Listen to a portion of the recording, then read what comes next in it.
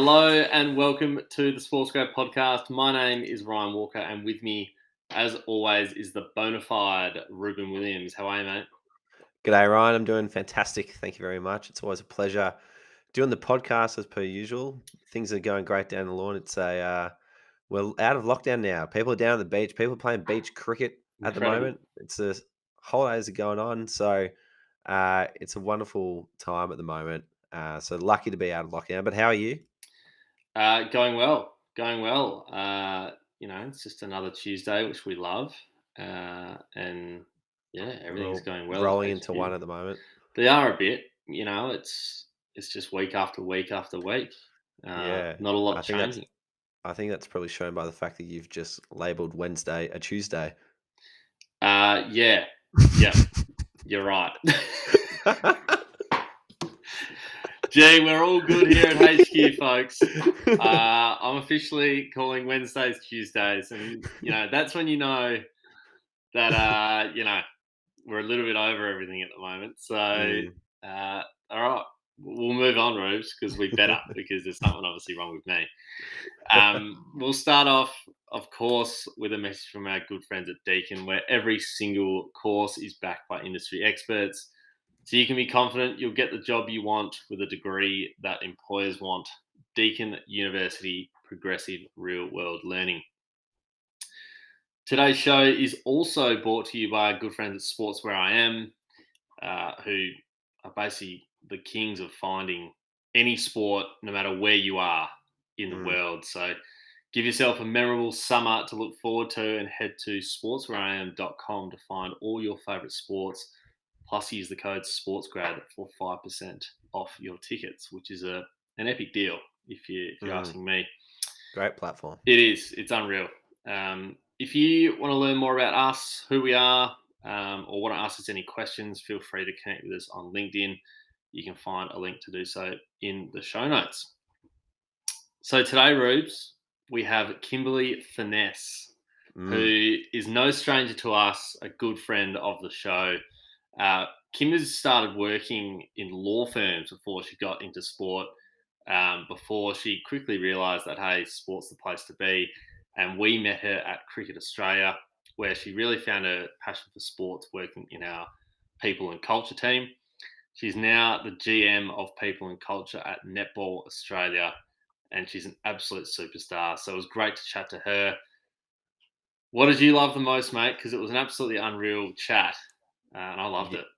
Yeah, you're absolutely right. Kimbers is a superstar and is very connected to her job and absolutely loves developing people. So she's a perfect person to ask all about how do I get into the sports industry? How do I improve my cover letters? That sort of thing. And I love that she kind of started before the application process. Like she placed a lot of importance on actually finding your purpose in the sports industry before you go further.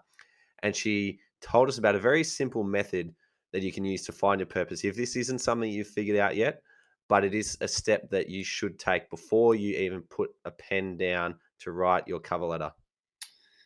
Yeah, love it. Love the purpose bit. She nailed that. I just loved her going through what not to do on a cover letter. I think cover letters are one of those things where everyone just wants to nail it, and it's some people struggle with it. And I think she just basically said, "Don't do this and don't do that," and I think you're okay. She's seen So a fair few. yeah, and she's seen a fair few. There were a few shockers she mentioned, but the good thing is we now know what not to put in a cover letter. So that stood Yeah, out to me. absolutely. And then she also spoke about, the flip side of that. What are the good things she should show? And spoke about how there's like a really fine balance between being keen and also being professional. You want to put yourself out there, you want to be bold, you want to show what you can do, but you also want to be professional. And so she kind of really helped label what does keen and professional look like on a cover letter. Yeah.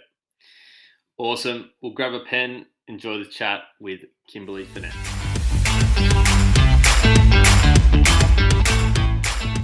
Kimbers, welcome to the SportsGrad podcast. Thank you, gentlemen. It's lovely to be here.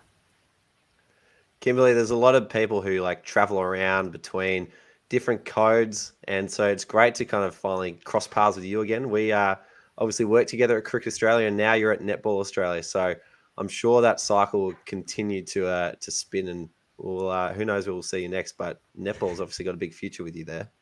It does. Netball's got a big future in general, I think. We've got a lot of very exciting things coming up, but it's always nice to touch base with people that you've worked with. Nice to see your face again. Unfortunately, not in person just yet, but nice to see you both. Yes. Yeah, we couldn't quite get the studio going this lockdown, but there's big plans for a studio, Rubes, I believe. Yep. Right. SportsGrad HQ is well lockdown. underway. Yeah. The green room will have champagne and treats and... Yep. I'm envisioning a lot of things. I was actually watching AFL, listening, but you can obviously watch at the same time, is AFL Trade Radio. And it's a great radio. Well, it's not really a station. It's just something AFL does over the off season, but it's great this time of year. As you're working, you can just listen to the latest trade rumors, and they had a serious setup going. So I think, Ruben, we've got a bit of work to do in terms of the studio. We might have to start a Pinterest board and get some inspiration from different publications. More than happy to help. I'll add to that for you. Yeah, absolutely. Kims, I thought we might start to set a bit of a foundation for this conversation. I wanted to kind of touch on the topic of purpose, because when we previously spoke, you mentioned about how obvious it is when you're speaking to someone who is connected to their purpose, and when you're not, and when you're speaking to someone who's not connected to their purpose. And so I was wondering, just to open up, in your opinion, why is this so important? I think in the sports industry specifically, having a purpose and actually connecting to it is so important. Every company has a purpose, but when you're talking with people who are really passionate about something that they believe in, you can see it in their mannerisms, you can hear it in their voice. And for me, when I'm interviewing a candidate or I'm speaking to a colleague, you and both of you would understand this. Sport's about storytelling, and you'll feel that connection that they have. And sport's about memories. So when you're interviewing someone, the difference between being a really passionate fan or being a really purposeful person who has those memories and has that storytelling, it just shows through in spades. You can see it in their eyes, the tone, the inflection in their voice and their mannerisms, and it just makes for a more joyful conversation. Yeah, you're so right. I know, like, whenever people ask me, why did you get started in sport, my face just kind of lights up and I begin telling the story about how Dad and Mum took us to the match in Sydney where Socceroos played Uruguay. I'm not sure what your story is, Ryan, but I could tell that one over and over again. Yeah, absolutely. I totally agree. I don't really have an exact story as good as yours, Ruse, but for me, I think if you don't have your purpose sort of worked out in sport, you might struggle to really get going in it, because it's not your standard 9 to 5 type job. You've kind of got to figure out why you're there, and you've got to have a certain amount of passion for it, because I think, number one, you're not going to earn $2 million doing it each year. But number two is you've got to go above and beyond. So I think if, the purpose is kind of essential, to be honest, otherwise you might feel a little bit lost at times. Yeah. I think it's really important to understand the company that you're going to work for as well. Understanding what their purpose and their vision is. If it doesn't align with yours, don't take the job. You don't want to work at, whether it be AFL, cricket, netball, wherever it may be, if your values and your purpose are not aligned. And I think that's really important. People need to identify what that purpose is. And that can change. Your purpose can change 3, 4, 5 times throughout your lifetime. But as long as you identify with it and you connect with it, and that way when you do go into a job in an industry that you love, in a sport that you love, if your purpose and your vision and your values are aligned to that of the company, and you're not just saying that to get your foot in the door, you're going to enjoy your employee experience 10 times more than if it doesn't. Yeah, absolutely. I think it's so important, because I think, Ryan, you mentioned it a little bit earlier, but sport doesn't have the same sort of extrinsic things that they can use to incentivize you. Like, there's not a stack of money in sport compared to other industries. So there's got to be something that is, your guiding light or North Star that you are attached to and compelled to follow, that is going to will you through a career in sport. Kim, is what you just mentioned there about having your values and purpose match up to where you're going to work. Yeah. It's an interesting one because, everybody does their research on companies or sporting organizations before they go and interview for them. How crucial do you think, and in your experience of interviewing people, how crucial is it that they've done that research on the values of, say, your tennis, your cricket, AFL, and does that really shine through? It does. Yeah. Some of the best candidates I've interviewed have actually flipped the interview around and started asking me questions. And I love it when candidates do that. It shows that they've put the time and effort into your company and that they're invested in not just the interview process, but wanting to work somewhere. And if they can tell a story about their values and how that matches up to the values of the company, they're being authentic. And when someone's authentic, you know that they're going to be the right cultural fit. Yeah. It's so important, and people dismiss it a lot. Either that, or they'll go and they'll do their research and they'll have a list of interview questions, but they'll never have the courage to actually put them forward. They'll just sit back and listen to what the interviewer is talking to them about. They won't put forth their ideas. They won't do anything apart from read that list. Oh, I read your values are X, Y, and Z. And there's nothing further to it. Yeah. If you're going to do your research, make sure you've got a story to wrap around it that connects you to the person that's interviewing you. Yeah. I want to know someone as a human, not just a candidate. Because if you know them as a human being, you get a connection with them and you want to progress them in that process. Awesome. Rubes, how's your throat? I know you've been unwell this week, so you've had to go on mute there for a little bit just to clear it. So I just want to make sure you're all good over there. Yeah, I'm doing well, thank you. Thanks for checking in on me. Yeah, okay. Fantastic. As long as you're not inflexible, Ruben. No, I'm totally fine. No, great points there. And I love the point around wrapping stories around points you need to raise or, the research you've done, which I think is absolutely crucial to any interview. So if I don't have my purpose worked out yet, so I'm fresh to finding out my purpose, how would you suggest getting started to understand my purpose? Think about your memories. Think about the why. I think one of the most important things, and I talk to people throughout the induction process about this, is why do you want to work in sport? Now, it's not for the money. It's not for the accolades. There are some great benefits and you have some great colleagues. I mean, the people that work in sport, I mean, you got to say, we're pretty okay. Here we are. We're okay. We're here for a reason, So. Yeah.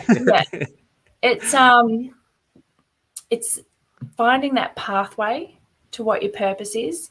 And I think a lot of people who come straight out of school, they think they know what that purpose is. And that's going to evolve in the first 2-3 years.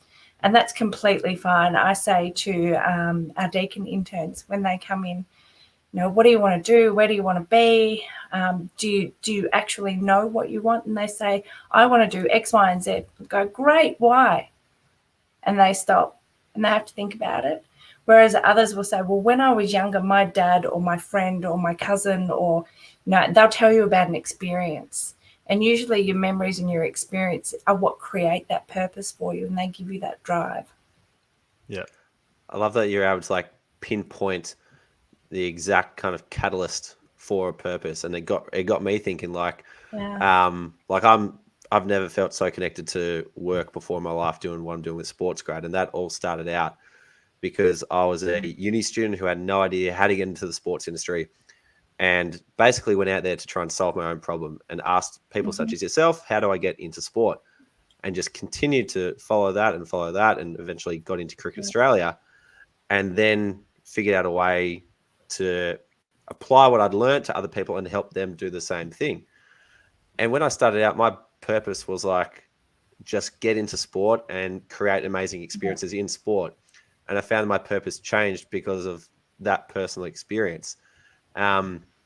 And so, yeah, it's funny kind of thinking back how it is something so simple to yourself, like a personal experience that is the catalyst for the whole thing. And the other week we had Dr. Dom Kondo, who's a nutritionist at the Geelong Cats, come on, and she spoke about her unfortunate personal experience with an eating disorder sparked her amazing career in nutrition.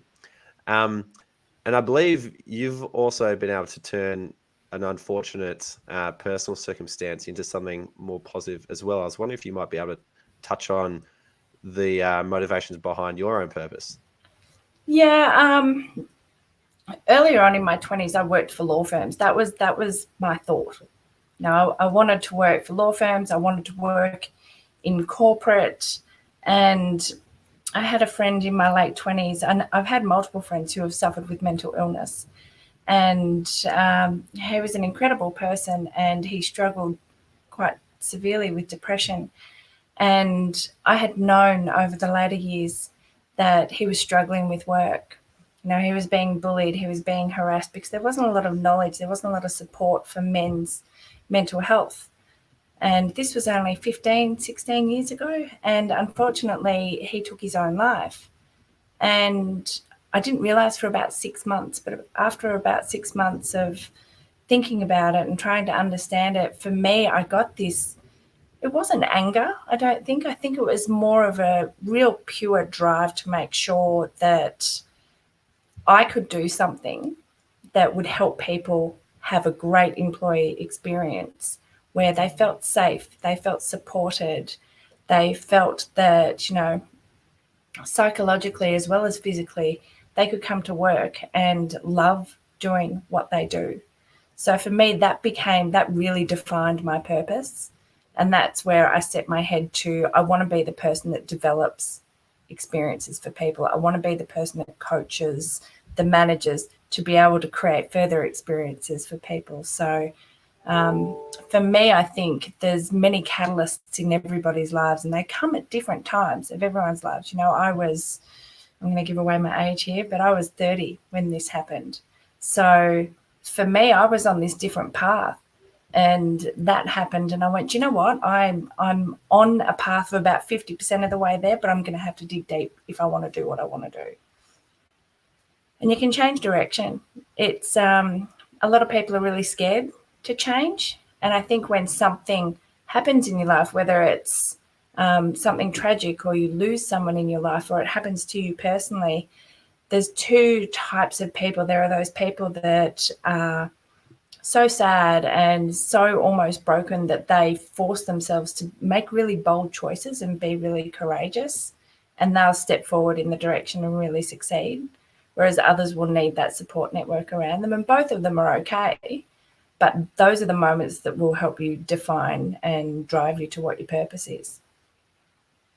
Yeah, you're right. It's unfortunate that it takes something like that to set you off, but it's great that you've been able to turn that to good. And thank you for sharing that as well. I know that's deeply personal. I hope people listening to this can kind of perhaps think about what's their own catalyst that can then spark a meaningful career for them too. Yeah. I think our lives are so intertwined with personal and work. And I feel as though I share this with my team members. I think that sharing stories like that will have other people start thinking about what's happened in my life, that where I've had a right turn in my career or I've had a right turn in my personal life, and that was a catalyst. So I think sharing stories like that is really important. Yeah. Jeez, yeah, I totally agree. It's like, and sometimes it can be negative or positive,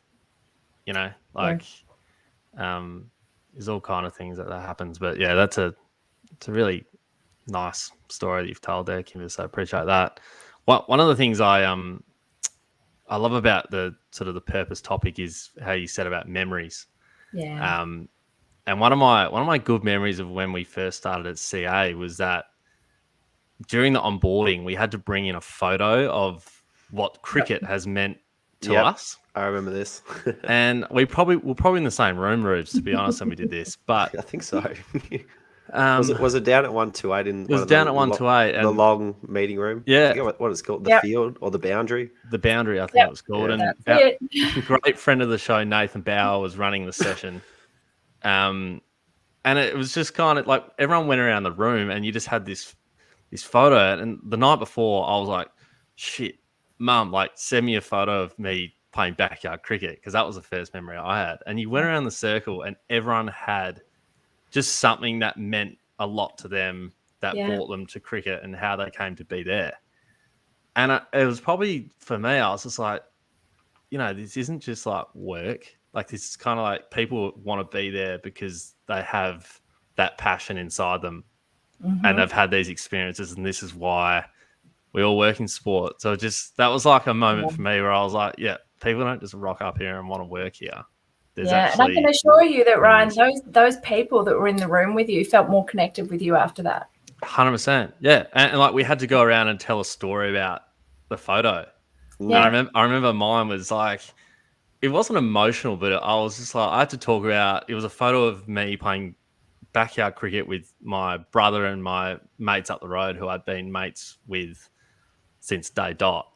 Yeah. And at that time I'd been in Melbourne for like 6 months, and I'd only just decided to stay here. And I was like, shit, like, it's kind of weird that I'm now just moving down this path and I'm leaving that behind. But it just kind of, it all came out in everyone. So it was awesome.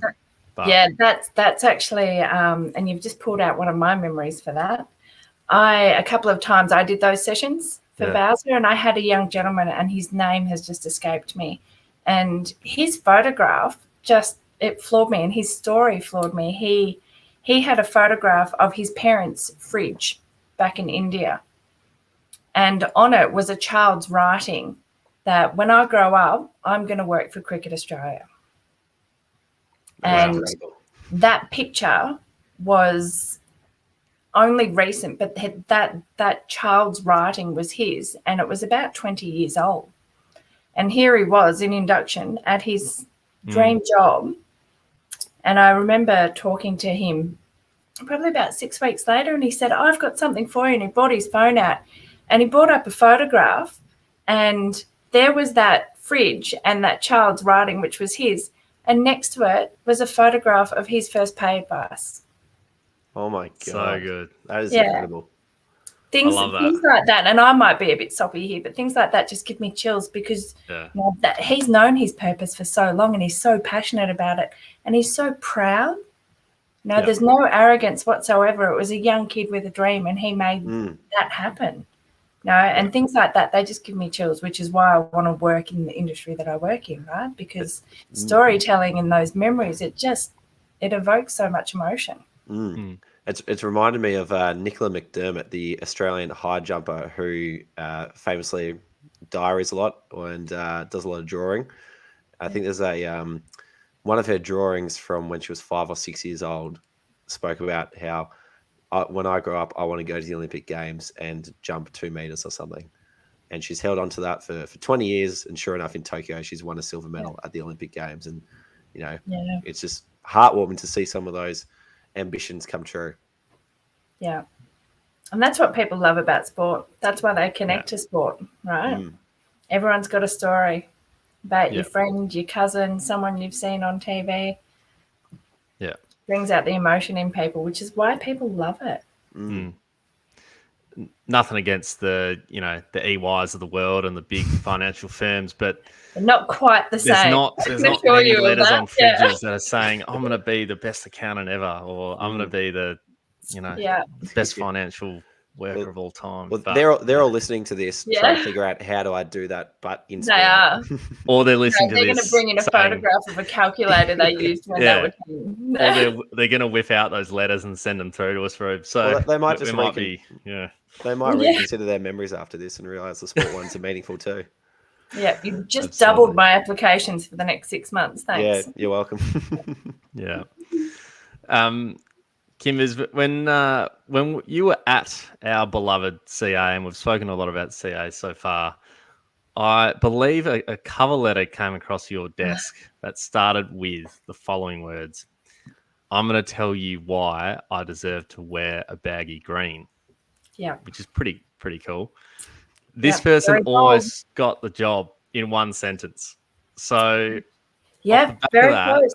what do you look for in a cover letter? Personality. I think you need to stand out from the crowd, but you need to stand out in a manner that shows that you're bold and courageous, but not arrogant.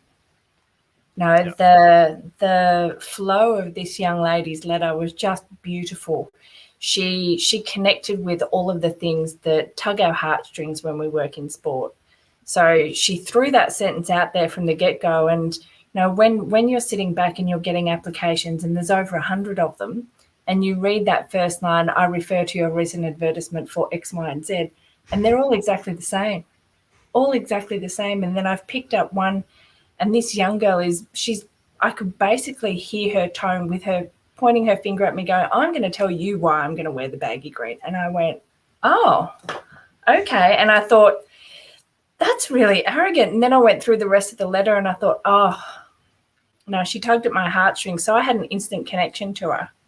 She talked about her memories, her family, her roots in the community, and she wove that into the values that Cricket Australia had. So she had this beautiful connection piece. So there was no way I was not going to meet her in person.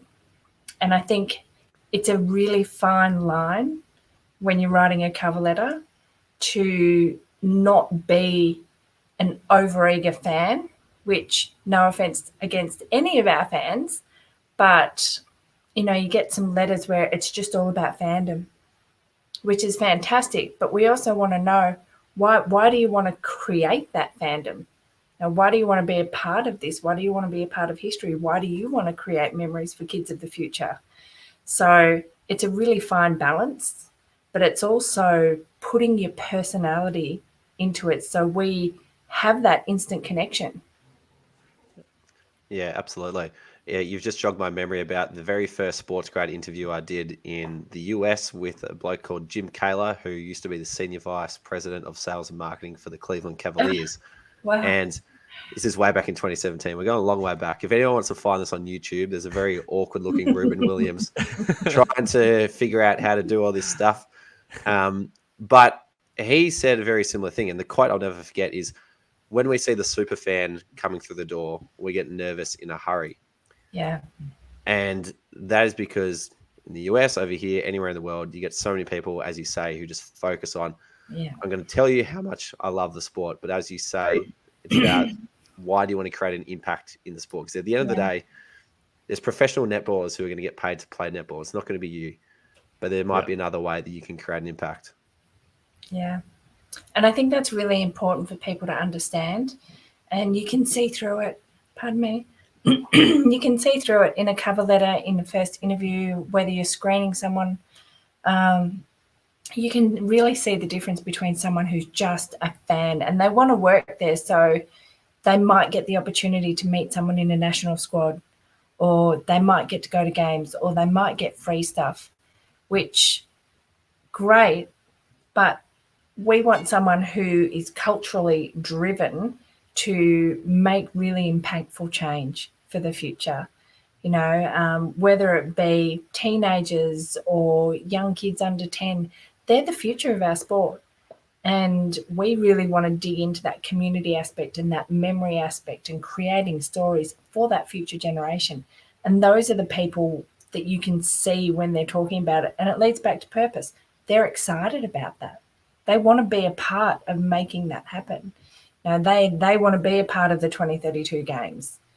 So it's a really fine balance to get that right in a cover letter.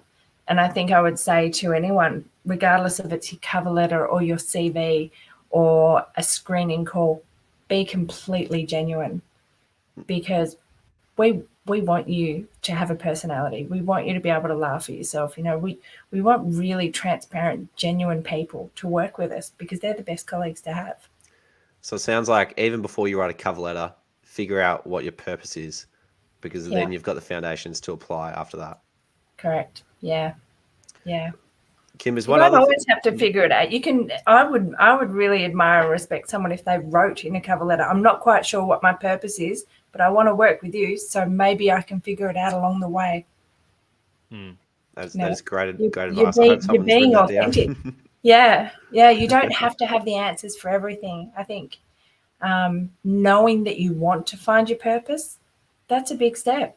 Yeah, and that would appeal greatly to someone such as yourself who helps people find their purpose. Yeah. So, yeah, I hope I haven't tripled the applications coming to you, Kimbers.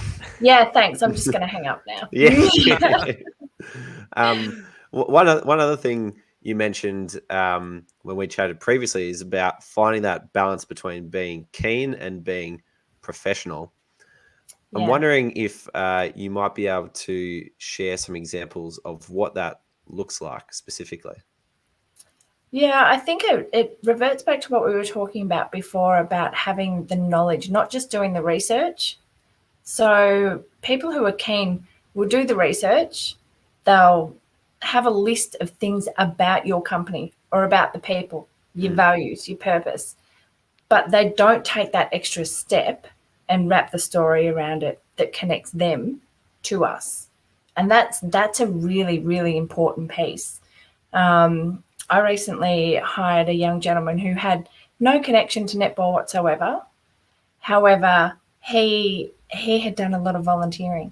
He hadn't had a real job, as he liked to call it, but he's done a lot of volunteering, done a lot of study, and he was finding his way.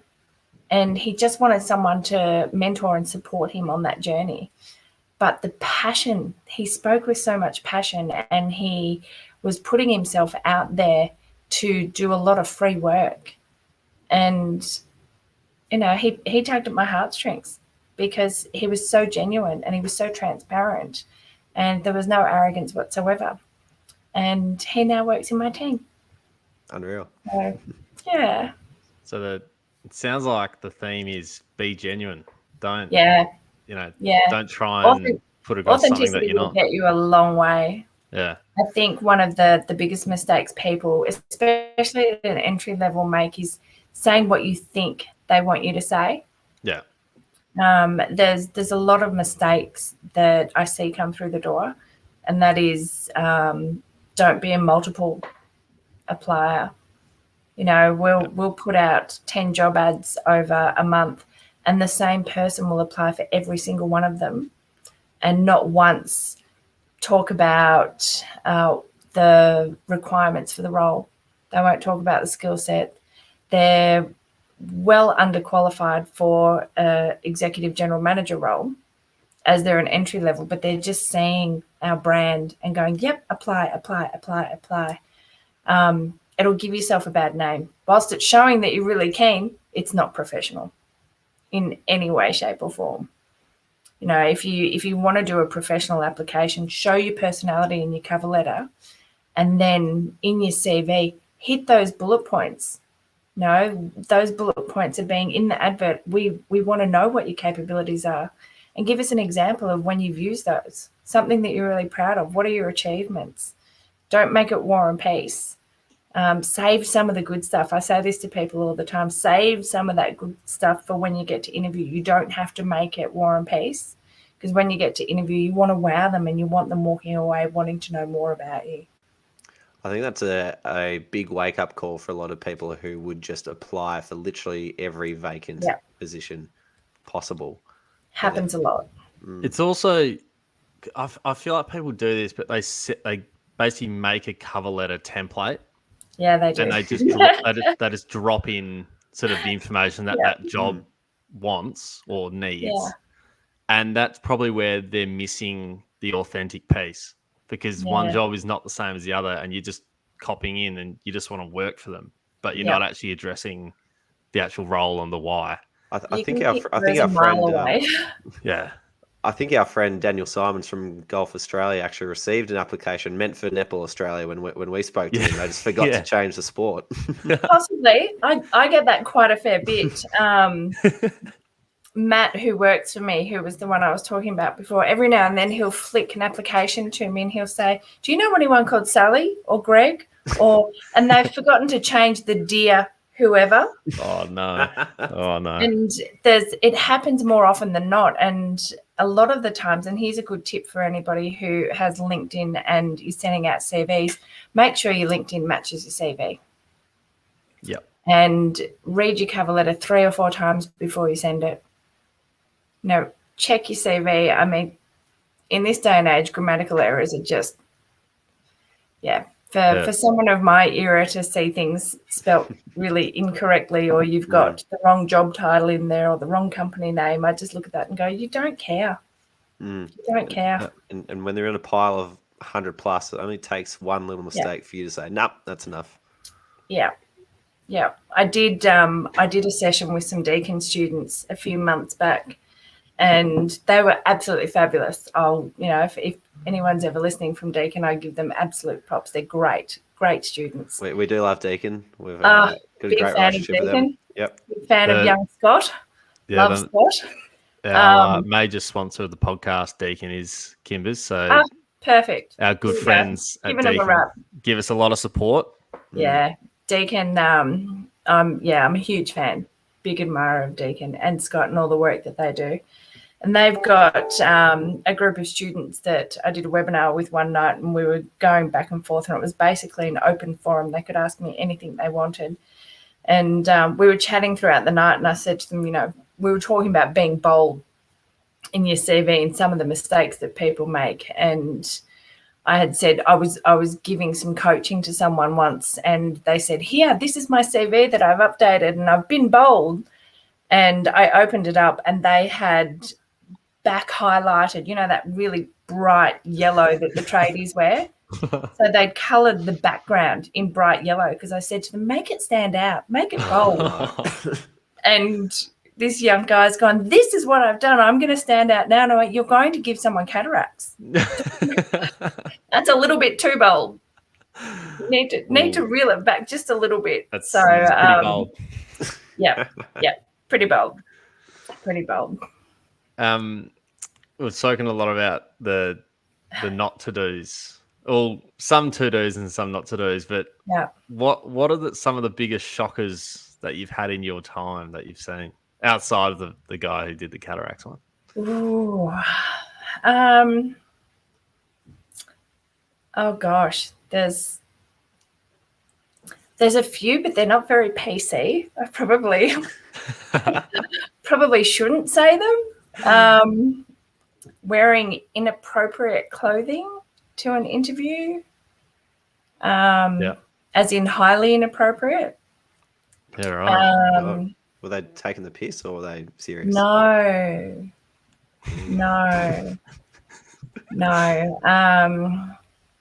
Sending inappropriate emails after the interview, after being rejected. No, after the first interview, to try and get to a second interview. Oh God. Yeah. Jesus. And I might just add that none of these were during working in the sports industry. They were prior. Okay. Yeah.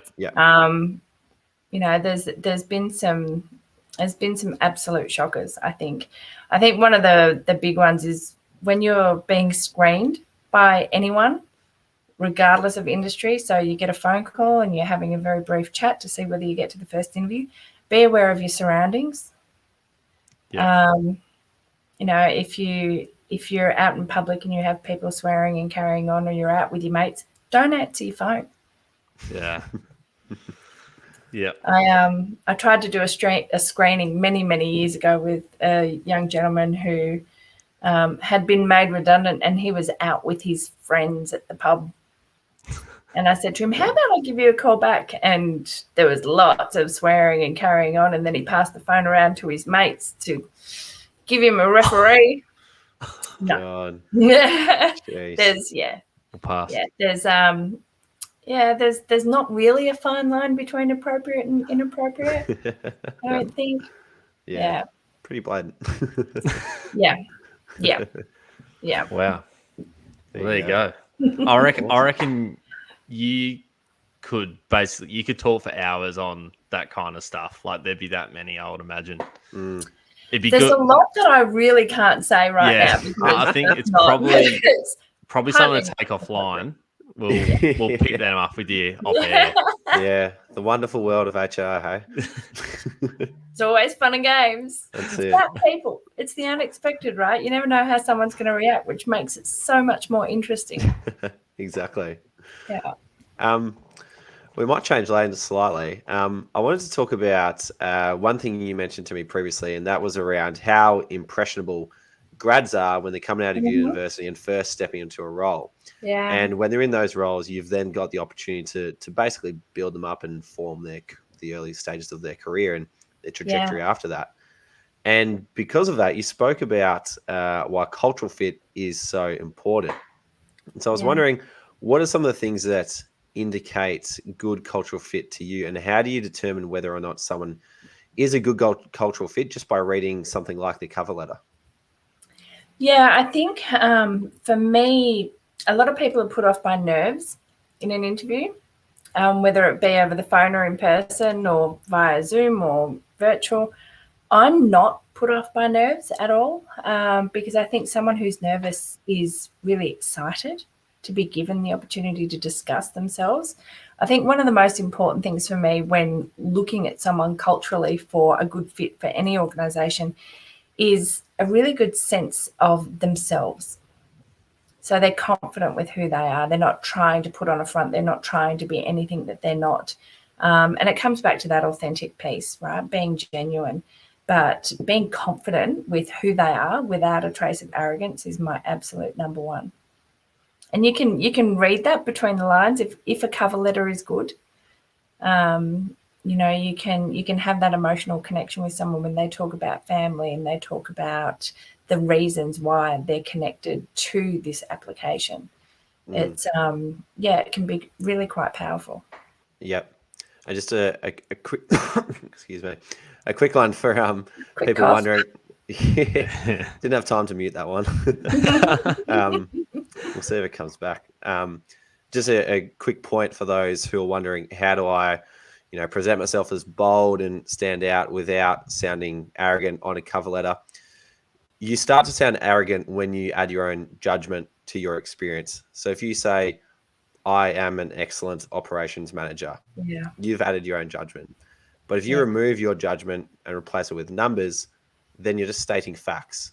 And people are usually smart enough to connect the dots and understand what makes a good person and someone who's less impressive. So if you said, I am an operations manager who has decreased expenses by 25% in the last financial year, someone is probably going to pick up that is a good result without you having to state it. So if you are looking to, fit in culturally, and you're looking to remove some of that arrogance from your words, just simply remove your own judgment, remove those extra words like very, really, all that sort of stuff, and add a few numbers in there instead.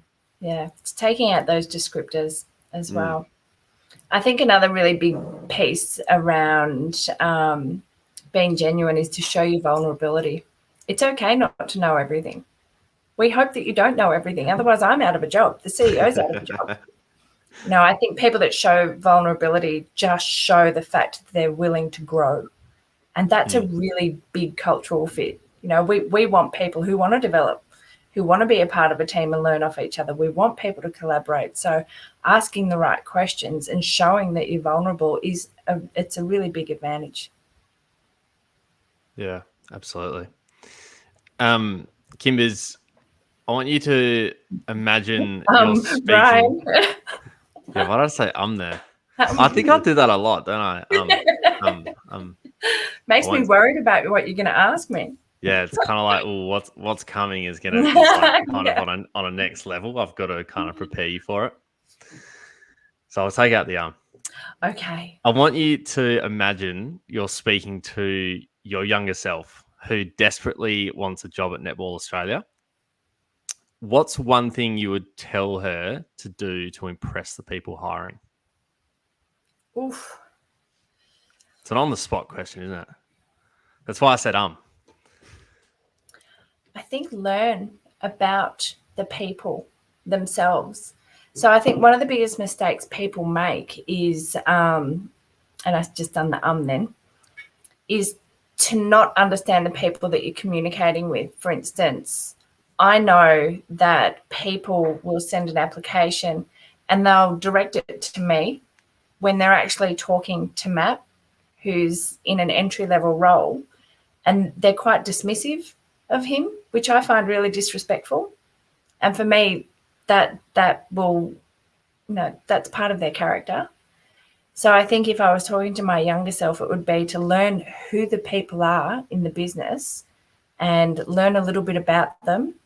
So do research, whether it be on the socials or LinkedIn or whatever it may be, and be respectful to absolutely everyone. Ask questions, show that you're interested to every single person in the business. I think you might have a career in AFL commentary, Kimbers, because we spoke to Hamish McLaughlin 2 weeks ago, and he said, learn more about the person who's interviewing you than they know about you. Yeah. And I think one of the other things that, and I said this to the Deakin students, don't be afraid. In an interview or a screening, you're actually interviewing them just as much as they're interviewing you. Is netball good enough for you to work at? Is Cricket Australia good enough to have you in their offices? You need to be bold enough to say at the very end of an interview, when they say to you, do you have any questions for us? Say, yes, Ruben, why do you get up and come to work here every day? Because you need to know that. Because if you get there and you've got your dream job and it's not everything that you thought it would be, you're going to be disappointed. And I don't want anyone who's disappointed to work with me, so I want people to ask me questions. So if I was interviewing both of you and I was closing out on that, I'd want to say, why do you get up every morning and do what you do? Yeah. It's a great little practical little bit for people to take into the interviews. You know what my favourite question to ask in an interview is, and Kim, as you can rate this for me, but I feel like it's a good one to ask because it actually gives you an insight as to what is happening in the team. And that is, I often ask, what are the biggest challenges that you face in the team at the moment? Because I feel like that basically tells you, like, what's it going to be like on day one and what are you going to be facing? So if they can tell you what the challenges are, it also gives you the opportunity to see where you can improve or fix that problem. Yeah. That's actually a really good question. I like that one. I would have to hold my tongue and not do the smart ass reply, excuse me for saying that, and say, the biggest challenge is trying to find someone to fill this role. I mean, candidates, terrible. But it's a really, really good question. I'd be asking them about your roadblocks. What are the roadblocks from getting you to be able to deliver the strategy for the team that you've got? Where do you think I can help in that aspect? Hang on a minute. Here's where I can help. Yeah. I feel like it sparks a conversation at the end of the interview, which you probably want. You want to talk to them about how you can actually fix what's happening. And it's not just like them asking you questions, but you learn more from asking them. And it probably shows that you're more interested at the same time. So every time you walk away from an interview, you want to walk away by surprising the person who is interviewing you in one way or another. Yeah. You need to be memorable. In a good way, obviously. Yeah, absolutely. Find that balance. Dressed appropriately. Dressed appropriately. That'd be great. Thank you. Yeah. with no highlighting. No high vis CVs, please. No. Kimbers, finally, you're going to be welcoming many cover letters in the near future with the Commonwealth Games, the 2027 World Cup, the bid to be an Olympic sport in 2032. Yeah. What can people expect when they work at Netball Australia? I think they're going to expect a really great balance of fun and drive. For us, we're trying to recreate a culture because we've hired a lot of new staff over the last 6 months. And we want to just make sure that we have people who know how to have fun in the workplace, who know how to value and respect their colleagues. And I think the biggest piece is for us, they want to learn, they want to develop, they want to help each other. So it really is a very much teaming environment. And that's this huge growth sport that we're on. We're all, looking at these, as you said before, we've got this huge North Star of the Olympic Games that we want to get to, but we've got all of these real catalysts along the way, and we are excited about that. So to interview people who are also driven and, really excited to be a part of that holistic team environment, really important. Awesome. Got to be able to have a giggle in the workplace. Yeah. As totally you know. agree. Yeah. Can't all be serious Sam, I guess. Like, you just have to kind of be able to have a bit of fun with it. Within reason. Yeah, you need to. I think for us it's about, and it's very similar to, I would think, most sports industries. Certainly cricket was very similar. Being a part of every opportunity. I had a friend of mine who set herself a goal to not say no for an entire 12 months. And it's dangerous. But it was dangerous. It was very dangerous, but she learned a lot, obviously pre-COVID. I think that's the kind of attitude that I'm looking for. People who, do you want to be involved in this? We're going to have a dress-up day here. We're going to do this, this, and this. And you get these people like, yeah, I want to be a part of that. That'll be great fun. They're the people that are inspirational. I have a funny, similar story to that. The movie Yes Man came out in 2013, and I watched it one night. I was like, oh, that sounds like a good idea. Say yes to everything. The next morning, my mum comes to me and she says, Ruben, I know you've given up playing the trumpet 12 months ago, but the Salvation Army Territorial Youth Band is going to Los Angeles next year to march in the Rose Bowl Parade. Do you want to audition for it? And I was like, yes. and so not too many people know this about me, but I marched in a 180-piece marching band on News Day in 2014 in front of 1 million people and a 90 million broadcast viewership in LA. So, yeah, lesson of that is say yes to things. We're going to need to see a photograph of that. Yeah, it's pretty embarrassing. Picturing that's got to be dug out. And glitter. There's got to be glitter in there. There was a big red coat. There was a hat. There was a brass instrument. Anyway, for the music, we will locate your mum and get a photo of that. I'm sure. Yeah. It's a requirement now. Yeah, has to come out. That's great. I love it. Yeah. What about you, Brian? Have you not thrown yourself into something like that? Just trying to think. Said yes to anything that you've regretted? Doing this podcast.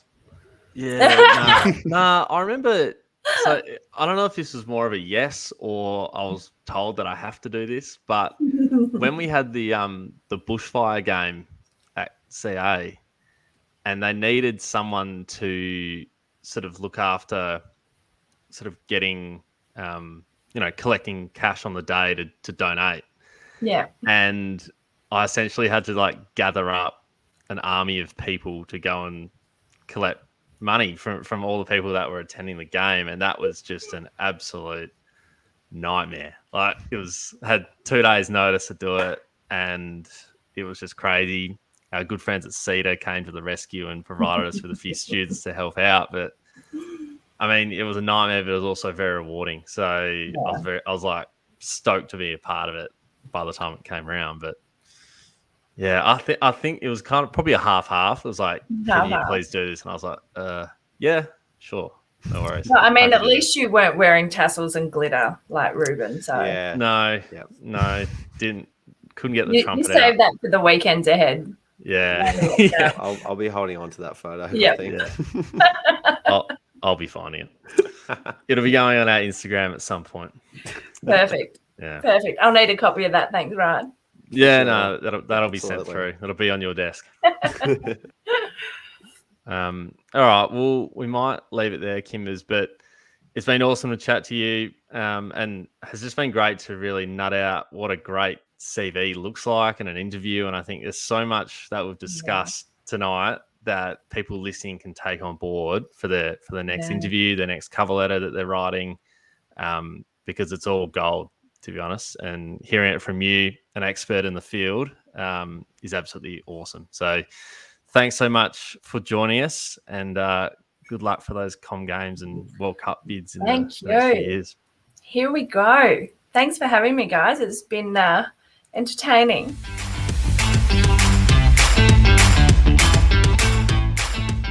Alrighty, Rubes, that was an awesome chat with Kimbers. Wow, there's a lot of things that I've learnt there about cover letters that I think everybody who's listening to that can take away and learn from. So, what were some things that stood out for you, mate? Yeah, absolutely. I'll be referring a few people back to this episode to listen Yeah, to time and time again to actually note down. All right, Kimberlee said do this, do that. But one of those things is just remove your judgment from your cover letter and add numbers instead. Because as Kimberlee said, uh, cultural fit is extremely important. And if you're arrogant in your paper, you're not going to be a good cultural fit. So the way to change that is just remove your own judgment and replace with facts and numbers, and you'll come across a lot more humble. yeah, absolutely. I love the bit around adding your authenticity to your cover letter. I think a lot of people get in the trap of just creating a template and just putting in or plugging in just the info they need to fit what the role says. And I think the more authenticity that you can put in there, the more the hiring manager, the people and culture managers, all that kind of thing will understand who you are and get to know you more. And that's that's a bonus to you before you get to the interview stage. So I'd be adding authenticity, show a bit of genuine nature. Mm. That'd be my advice. Yeah, definitely. Like how good is the cover letter referring to? I'm going to tell you why I deserve to wear a Yeah, baggy greens. so good, so good.